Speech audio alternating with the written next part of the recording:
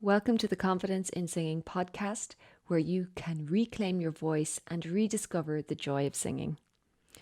I'm Aideen, and my guests include singers and voice experts who share their insights and journey to encourage singing for health, happiness, and fun.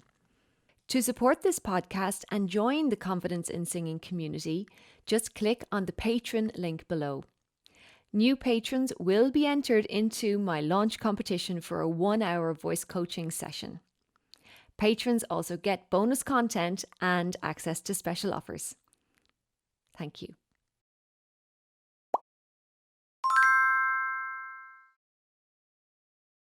Welcome everyone. This is Aideen from Confidence in Singing, and today my guest is Rachel Grace from County Wexford. You're very welcome, Rachel. Hi, thanks for having me. You're welcome. So Rachel, I'm just going to introduce you for our listeners who don't know already who you are. Rachel Grace is a 19-year-old singer-songwriter from Wexford. Her music is a melting pot of soul, pop and folk, with a particular focus on heartfelt and honest lyric writing. Her first EP in 2018 was released in 2018, and she spent the last couple of years playing Ireland's favourite venues and festivals like Electric Picnic, Whelan's and the National Opera House in Wexford. Most recently, Rachel won the AER Solo Artist Award in Northern Ireland and took home first prize in the 4-Star Pizza Star Nation competition, in which she was competing against Ireland's top artists. Her last single, Cry Me an Ocean, was released in October 2020, and she's currently in the studio working on more releases, which we look forward to. The thing that comes firstly to my mind reading that bio is the focus on heartfelt and honest lyric writing, because I've listened to a lot of your songs, and I have to say that's the one thing that really makes your singing stand out is it is so heartfelt and you put so much emotion into it. How do you do that? God, that's an interesting question. I don't really know. I think as a songwriter, I think it's very important to write from a kind of authentic place and an honest kind of place. So, yeah, I guess I want to write songs that people will connect to, because that's the main thing. When you're performing, you want your audience to be in that same headspace as you and feel what you're feeling. So, yeah, I guess that's kind of why I do it. Yeah. And do you feel, I mean, I know for a lot of people that may be listening, they might be singing, but maybe don't have the experience, or they may not want to perform in front of large audiences, but it can be terrifying to put yourself out there and bring the emotions to a song, because that takes a lot more skill than just even singing a song. Yeah. Well, for me, I think I'm not that big a performer. I don't, jump around the stage or do backflips or anything like that. So really the emotion of the song is where I kind of really hone in on.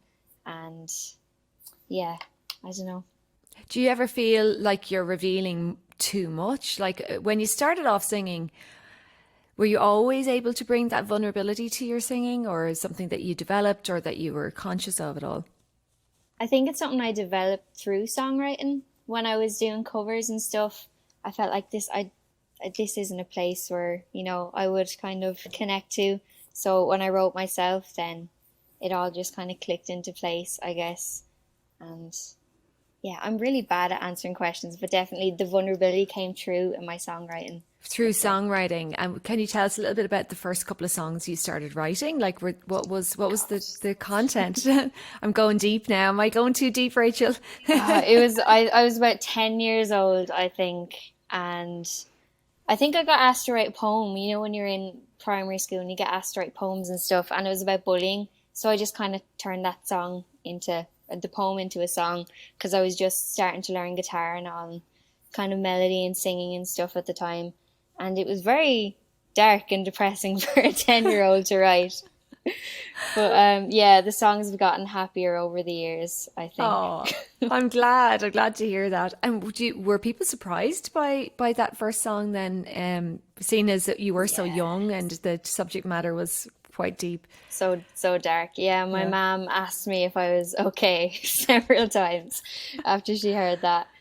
But yeah, I just felt like it was something that needed to be written. Yeah. Do you often write from a place of, almost like it's like it needed to be written not just for, it sounds like you're saying that it didn't just need to be written from your point of view, but it needed to be written from the point of view of it's happening socially or it's happening within your environment, and other people maybe need to hear that too. Is that what you mean? Yeah. Yeah, and like when I write, I don't have a lot of experience. Like, I'm 19 years old and I haven't, had loads of boyfriends to break up with or whatever. So I like writing about general subjects that I know everyone can relate to. You get me? Yeah. So like So it's that's, almost like a social commentary. And I think that that's really where a lot of really great songwriters have focused their energy, Bob Dylan, and I mean, so many amazing songs about what's going on right now in the world. exactly, yeah. And they're universal, like everybody can connect with them. They're not just specifically driving towards someone's experience, everybody can relate to it. That's really great. Tell me a bit about this, your latest single, Cry Me an Ocean. What was the focus there? Um, I wrote it about, one of those friends you have, and they're all very much me, kind of. So it's very much a sassy kind of song about one of those friends, and I really liked writing it. It's very upbeat and kind of just playful, and usually I am very emotional and heartfelt or whatever, but this was pure feck off kind of thing. What is it like, cop onto yourself kind of Yeah, basically message? like cry me an ocean, like don't care. Yeah. Oh, I did. I'm looking forward to hearing it now. Now we're going to play that song at the end of the podcast, so we can all look forward to hearing a bit more of that later. Um, Tell me a little bit about your own confidence. So, within, singing and songwriting, it takes a lot to put yourself out there sometimes. Where does your confidence come from? And when did you kind of start kind of getting a handle on that? I think self-confidence is it's not like a linear experience. It's very up and down. Some days you're like, I'm the best, and the other days you're like, oh Jesus, I don't want to sing anymore. Yeah. But yeah, I was a very, very shy child. And when I started singing when I was like 8 or 9, I have to be in the room that's furthest away from my mom and dad, and all the doors closed so nobody could hear me. And then when my mom kind of figured that I was getting into it a bit, she got me some singing lessons with a family friend. And that was the first time I'd ever really sung in front of someone. And I think she was a really important part of encouraging me and kind of giving me that confidence to actually sing in front of other people. And then she got me my first gig. It was like on the quay in Wexford, and it was, there's loads of people, and I was absolutely bricking it. But then after the one gig, it was like, okay, this isn't as bad as I thought it would be. But yeah, it's definitely a very up and down kind of thing. Yeah. Confidence. What was your experience taking singing lessons? Because I know that some people will be a bit like you, a little bit mortified to sing in front of someone else and maybe reluctant, or maybe they might have a preconceived notion of what that is. And it sounds like you had a positive experience with your teacher. What was it that made it work so well for you? Well, I think she was a friend, and I felt really comfortable in front of her, and I guess she taught me the proper way to do it, and vowel placements and exercises, and when you have the tools, it's a lot easier to kind of develop yourself and be more confident because I'm doing this right, kind of way, Yeah, I guess. absolutely. I think, yeah, I mean, it's certainly for sometimes if you have a trick up your sleeve for that high note, like I have little tricks that I teach people, so that they don't bring their chin up in the air or create tension for high notes. And when you do have something, it's like, yeah, I can handle that now. It's like you have a strategy for how to get through. Exactly. Yeah, exactly. And so when was your first gig? What age were you? God, I think it was about 9 with that first gig with my singing And teacher. that was And then, outdoors on the quay in Wexford. yeah, and just everybody was just walking around, and, I still don't know how I did it, but I'm glad that I did it at the end of the day. And yeah, I've been properly gigging then since the age of 10, because my nanny, she's in a trad band, and so you do all the pub gigs, and I Yeah. would kind of trail behind them and play the bodhrán and do the banjo, and then eventually, kind of as I got more confident, then I would do like a half-hour set of covers all by myself, and kind of gradually then I did my own pub gigs for 2 hours. So baby steps eventually got there.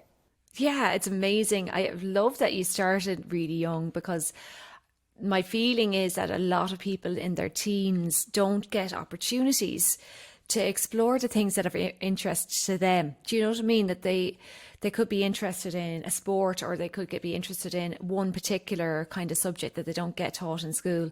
And it feels to me like you had opportunities to explore music and singing, and that's where you know what I mean, you really developed your skills, and that's why you're where you're at such a young age. Exactly, yeah. Because usually when kind of people go into secondary school, it's all just leaving cert now, and you miss the dance classes, or you don't go to GAA anymore. But because I was into it before I got in there, it kind of was my main priority rather than school. And did your parents support you in that, or did they understand that you'd already found your calling at a young age? Oh, definitely. They're definitely my biggest fans. Like my dad, he would drive me to school, and then he'd play my CD in the car as I was walking in. So all the teachers would just hear it, and it's very traumatizing. But yeah, he drives me to all the gigs around the whole country. And my mom's the same as well. She says, as long as you have your leaving cert, you can fire away with the music thing. So I'm very lucky in that perspective. Great. Are you in college now, or are you planning to do that? Yeah, I just started I'm at the end of my first year of college there now. I'm in BIM, which is a music college in Dublin. So I'm doing commercial modern music with a kind of focus on songwriting, which is really fun. Oh, it's absolutely brilliant. I was chatting to because I studied music in Dublin, in a jazz singing, but it was jazz music with my focus was singing. And it was before BIM was actually established. And both myself and one of my guests who we were in college together were saying, if only BIM had been around, because neither of us actually really wanted to continue with just jazz music, you know what I mean? So Yeah. it was almost like there wasn't anything available, and you could kind of go and study classical music.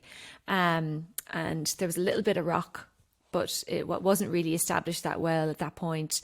And it was like, if you wanted to learn about music, but you didn't want to do classical, where would you go? And thankfully, there are places to go now. What's it Yeah. like for you in college right now?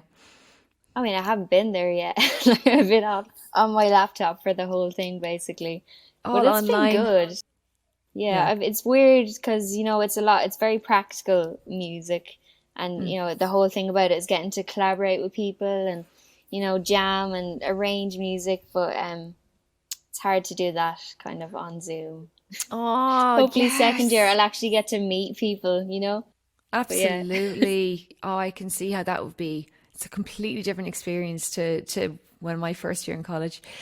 Um, you know, if somebody was like you say, starting off with singing or performing or songwriting, what would you say to them to encourage them or inspire them? It's very cheesy answers now. I would say definitely just do it. If you have a love of music and it makes you happy, just do it. It doesn't matter if you haven't taken singing lessons before or you're not classically trained. Just go out there. And I think the biggest thing for me especially is don't compare yourself to anyone, because comparison is just the killer of creativity. And it's where I fall down all the time. I'm like, oh, sure, I can't hit that high note like her. There's no point in doing it. Or, oh, this person is an amazing songwriter and I can't write like him. It's just, who cares? You're you yourself. Just be you. Be authentic to yourself. Yeah, And be definitely. patient as well, because it doesn't happen overnight. Like, progress I'm still progressing and I'm still finding new ways to explore my voice. So, yeah, be patient. Very wise words. How about that? When tell us a little bit about some of the awards that you've won, because that's a big part of what you say in your bio, and that's it seems to me that you've gained your popularity and kind of your following by doing competitions and things like that. What where did that come from? How has that experience been for you? Well, the first competition I did was the Wexford Has Talent, which is a big kind of talent competition in Wexford, obviously, and it was my first experience of kind of competing, musically, which is very weird. And when I won that, it was like a complete ego booster. But it gave me kind of, hey, I can actually do this, and I guess people like what I'm doing, so keep doing it. And then in the pandemic, then in 2020, I won the Solo Artist Award up in Northern Ireland, and I'd never been there, and it was a complete new kind of area of competition to be doing. And obviously, I didn't expect to win because everyone else was from Northern Ireland, and they were so much better than me. Like, and then when I won that, I was like, Jesus, that's crazy. So you never expected to win, it sounds like. No, I never expect to win. I always think that if you lower your expectations, then you'll never be disappointed. It's That's so probably a funny. weird one to have, but like, I completely know that, right? I was always, an optimist, right? Now, I always tell people now that optimism is my failing because optimism can catch you out so many times. Things you're looking at for the best case scenario, and when it doesn't happen, it can cut you down. breaks your heart. Yeah. Yeah, so I always think optimism was my one of my negative qualities. And when I was in London I was out for about a year and a half, everything went downhill for me. And what I did when I came back was I decided to have the lowest possible expectation. So like I had all these big dreams and like even to do my singing and all that, and I decided, right, worst case scenario, I'll be working in the local supermarket. And I said to myself, right, if that happens, would that be so terrible? I'd be like, no, I'd get to meet people every day. I'd be able to, you know what I mean? I'd be still able to Yeah. chat to people. I'd be doing something that people need. So I kind of resigned myself to the worst case scenario, and I decided to have lower expectations, and it served me well.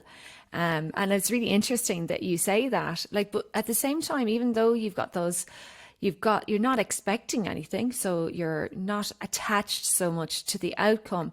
You're still putting yourself forward, and you're still not going, well, there's no point in doing it because I'm never going. The way you could kind of talk yourself out of doing it if you have low Yeah. expectations.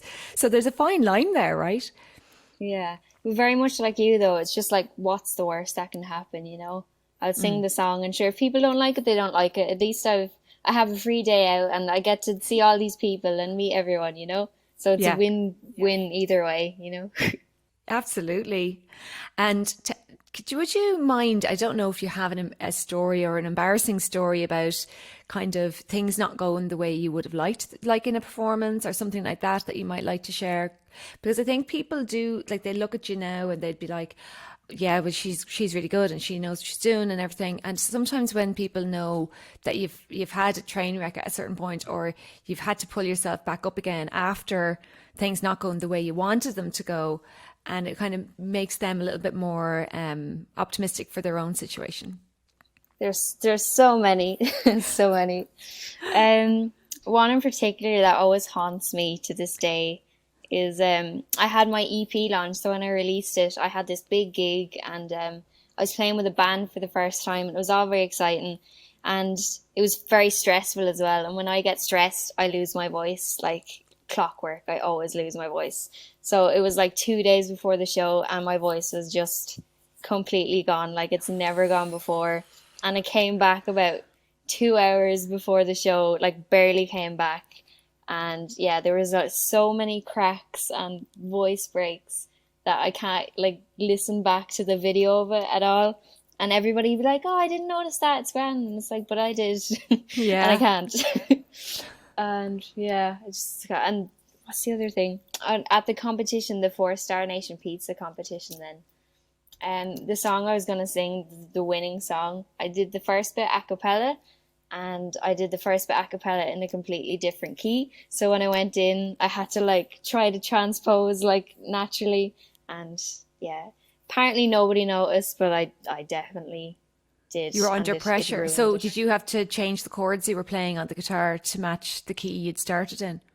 I just changed the key for the Yeah. song. I was like, okay, I guess I'll just sing it in this key and hope they don't notice that I completely messed up the start. But I won it then, so I guess they didn't notice too much. Oh my God. You have to think on your feet if you do performance, don't you? You do. Anything could happen, like it's crazy.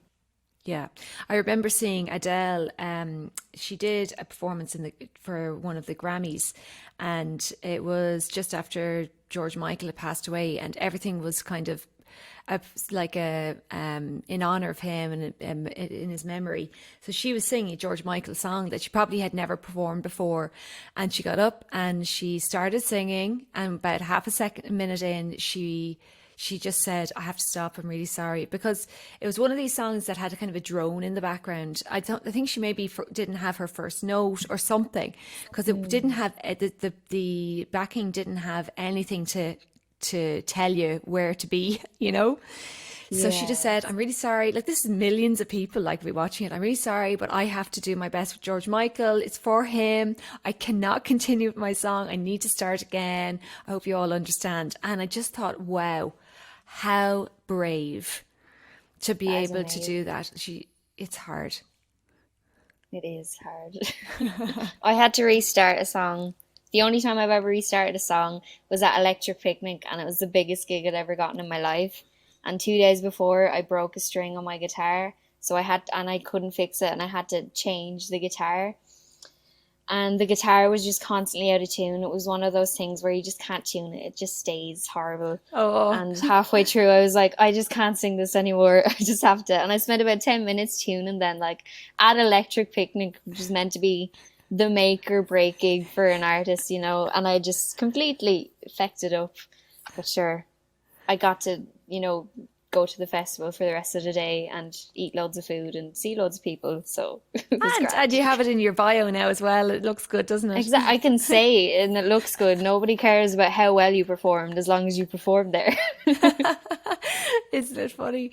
Yeah, but I really like that. I mean, nothing worse than listen to, like, if you were to play the song with it all out of tune, like, some people wouldn't notice, but the musicians would be like, "Oh my God," or they'd be dying for you on the inside. So I'm glad Exactly, you yeah. stopped and tuned your guitar. But yeah, it can be really hard. Your instrument has to be reliable, and it's almost like your best friend in it. And having a new instrument last minute must have been tough. Yeah, you can't trust it. Like to this day, I haven't played that guitar since. I just don't forgive it. Oh, there was something else in my mind now to ask you, but it's gone away again. Is there Tell us a little bit about where you want to go with your music, or I know you're having very low expectations, but like, if when you do let yourself wonder what you want to do, what is it that you'd like to see happen? Well, ideally, I'll be like, the biggest artist of all time. But my small goals that I've set for myself is to sell out the Olympia, which is this kind of big enough venue in Dublin. And I think if I get there and I sell that out, then I'll be happy. Yeah. Yeah, really just to kind of become more known in Ireland, then hopefully spread that to England and the UK. And yeah, I think the US is fairly hard to break out in now, but you can always dream.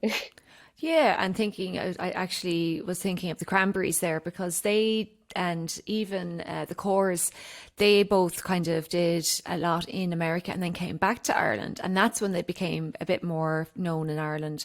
And I think the Cranberries went around to all the universities and did the university show circuit. So that's something that you could easily do, especially while you're still a student. And it'd be a lot of Yeah, fun to go around and do that kind of, once COVID is out of the way. That's slowing everyone exactly. down. I know, yeah.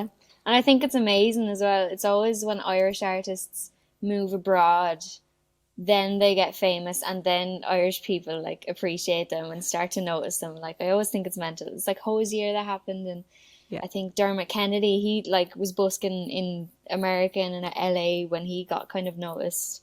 It's Yeah. crazy. Yeah, it's true. Irish people are like that though. They're like, ah, that's just Rachel, you know. She's a singer Exactly. in And they're like, Wexford. oh my God, she's in America. Well, that's, we Yeah. grew up with her. Exactly. Then they'll take a bit of pride in you. Well, I look forward to that happening for you. But it's funny because I think, you know, when we dream about singing and everything, a lot of the time it is that you kind of see, you hope to be your icon. Like who is your kind of your, who do you look up to the most as this other singer? That's really tricky. I always hate that question. They're like, who are your influences? Because I'm like, oh, there's so many, I don't know. But I think Wallace Bird would be one of my main kind of idols. She's from Wexford as well, and she's really kind of big over in Germany and the kind of Europe. Yeah. And she has an amazing presence. Like I've seen her twice, and it's just like it's like a spiritual experience when you watch her perform. Like your mind is blown, and she's an amazing songwriter, and she's an amazing person as well, which I think is the most impressive out of everything. You know, she has this just a down to earth quality that I want to have. Oh, that's great because it's not just about getting your music out there. It's also about being the best person you can be in your life. Exactly, yeah. Well, I'm sure you're. I mean, you're already a wonderful person, so you don't need to improve that much. I don't know about that now. Well, we all have lessons to learn. I've learned most of my lessons later in life. I kind of went around. I was probably like the friend that you're saying, cry me an ocean. Although I wasn't a complainer, but I was one of those people that was kind of a little bit like, oh, I'm just kind of in my own little zone. And I think yeah, we're all in our own zone though, aren't we? Like we all think we're different and everybody thinks they're different, so you're not really different then, I guess. no, yeah, it's. I think what happened for me was in the last few years, I started to really be of service to other people in a different way, especially with my singing teaching. And I took my pressure off myself because I wanted to do the singing. I wanted to be the singer, you know, and that was, I think, a bit of a too much. I was putting too much emphasis on that, and not realizing that I have all this other stuff going on in my life, and I need to be able to be there for other people a bit and see other people and see what they're going through. And I think you've been blessed with that ability to really see other people from a younger age than I was, because I was a little bit more self-centered. But like when I started teaching, my whole life improved because suddenly I was doing music all the time. I didn't Yeah. have to be a singer, like I didn't have to be known for my singing, but because I was teaching singing and I was doing music, I felt fulfilled. And for some people, if they don't get to where they want to go with performing, then there's loads of careers around music. If you can just be in the industry, sometimes that's where you'll get your sense of fulfillment. Exactly. As long as it's music, like you'd be Yeah. happy, you know. Tell us a little bit about what you're learning in college. I mean, I'd be interested because, you know, people can sometimes think that, you know, they're at that stage in you know, second level education and they feel like they have to go down like the doctor dentist route. And, you know, that there's attitudes in Ireland, especially around what's a career and what isn't a career. And what is it like studying music? Like, I mean, are you guys taking it real serious in there? Are you all thinking this is a career? Well, some of us, are a bit doctors, but no, I think when I got to the college, it actually made me realize that this is really a career and you need to really take it seriously, you know? And like we do music business modules, which kind of go into, management contracts and all the complicated stuff that I usually just flies past my head, and music theory to get better understanding so then you can teach other people like you can. And we do, like, I'm a songwriter, so we do songwriting techniques and styles analysis. And our tutor, the first day he kind of went, okay, so if you want to write a song, you have to sit down in the chair and you have to say you're a songwriter. And that to me was like, whoa, because I'd never considered myself a songwriter. I'd always been, I'm a singer, I can write songs, but like I'd never been brave enough to be like, no, I'm a songwriter, I'm going to be taken seriously as this. So yeah, that kind of changed my perspective a little bit, and now I have a proper routine, and I have to, sit down 2 hours a day, write a song. Even if you don't write a song, just sit in the chair and try to, and it's just the process of it then. So that's really been a kind of game changer, I suppose, for me. Wow, that's interesting because I did study psychology. So this idea of like what you're able to identify with, like what you can call yourself. Like for me, I was 28 when someone asked me what my dream was, and I said I want to be a singer, but I can't do that. That's where I was at age 28. And here you are, age 19, and someone saying you have to be able to say I'm a songwriter. And I think that kind of claiming that word. Like, I mean, anybody who writes a song is a songwriter. You don't have to have written 100 songs. You only have to write one. Exactly, yeah. And it's the same for singing. Like, if you sing in the bath, you're a singer. You know, Everyone's a singer, really. Like, everyone sings in the shower or the car. Like, you're all singers. yeah, exactly. I think we all have to claim that word. I'm a singer back because like I had been singing all the time from the time I was a young child, and I still was going, I want to be a singer. And it was like this big gap because I put it up on a pedestal. And for you to claim I'm a songwriter, that's part of, like, that gives you power, that gives you confidence as well in what, that you should sit down. Like a lot of people I have coming to me that learn singing, because they don't see themselves as singers, they don't practice because they've this mental block. So now that you call yourself a songwriter and you're putting aside 2 hours every single day, or most days, I'd say. Most days. Most days, yeah.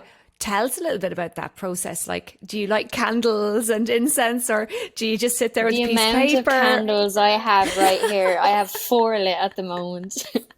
But I have this room in the front of my house where I am now.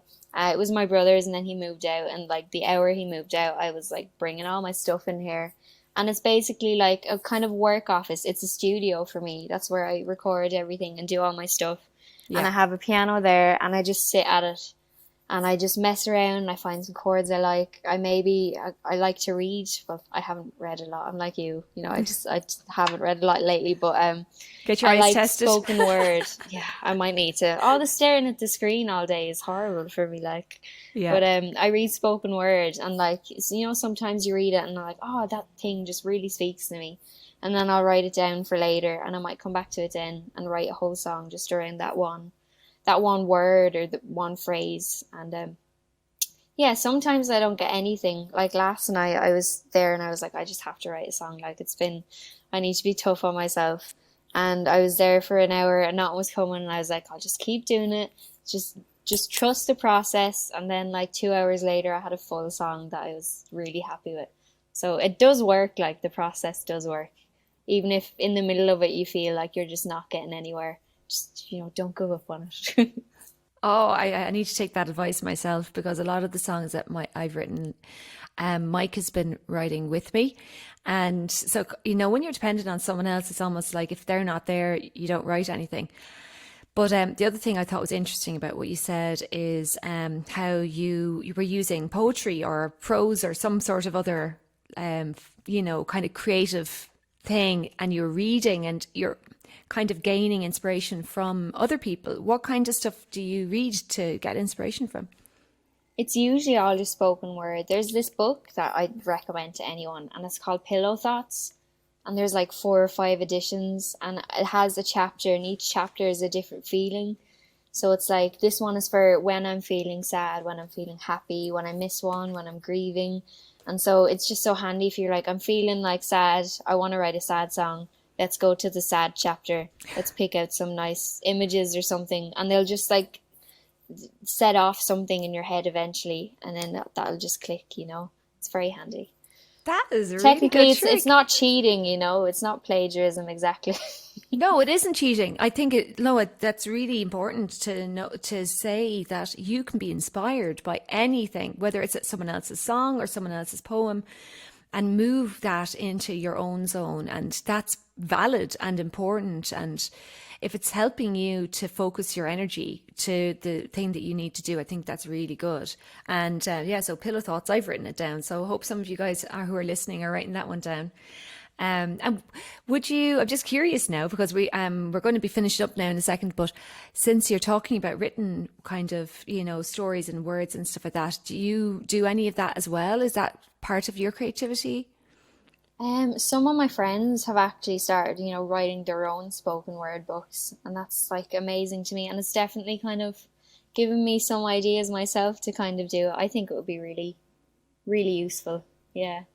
It's a nice it's definitely really like it's about expanding like and seeing yourself from different perspectives, and you're not one thing. Exactly, yeah. So there's You're a huge culmination of everything you've listened to and everyone you've looked up to. You're just a culmination of all of that, and then mix it in with a little bit of yourself. beautiful. So we're going to be finishing up now in a couple of minutes. Would you like to let people know a little bit about where they can find you or how they can keep in touch with you or find out about what you're up to next? Yes, I have a Facebook page and an Instagram and all that crack. It's Rachel Grace Music WX. And I have Snapchat, I have TikTok, and you can find me wherever you look me up. And Spotify as well for all my music. That's fantastic. And do you have a mailing list? Do you do that marketing? I'm sure after a couple of years in Looking college you'll into have one. it. I definitely, yeah. After second year, maybe.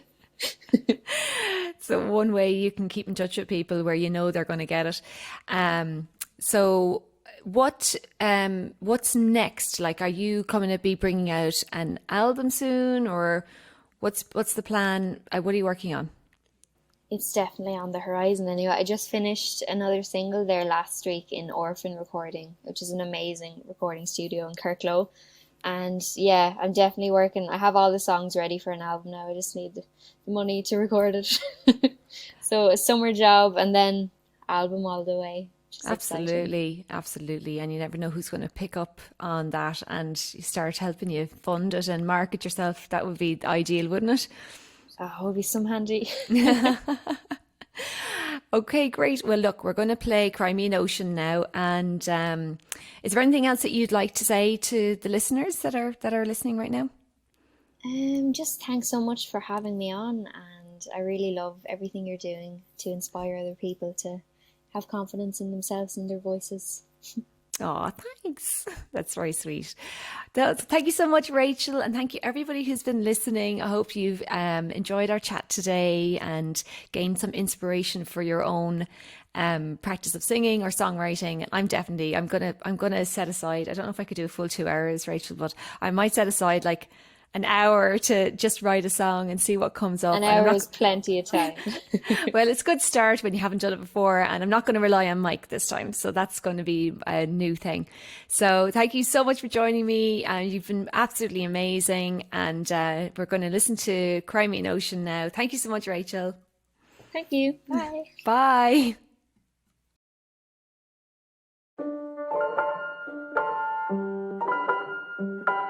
Oh yeah, you call me on the telephone, you get lonely. It's clear you only want me when you need me for something. You never wanna walk my way when you got company, but when they're gone you're on my case and I can't quite solve it. So cry me an ocean, 'cause I've been drowning in the depths of your self-loathing. Cry me an ocean, 'cause I've been swimming for you instead of floating. So just cry me.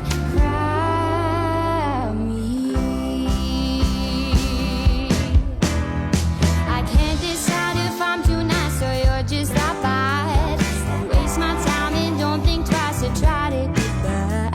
Yeah, you're the star of your own show and I'm just the staff working overtime for half the price. I still gotta clap. So cry me an ocean, 'cause I've been drowning in the depths of your self-loathing. Cry me an ocean, 'cause I've been swimming for you instead of floating. So just cry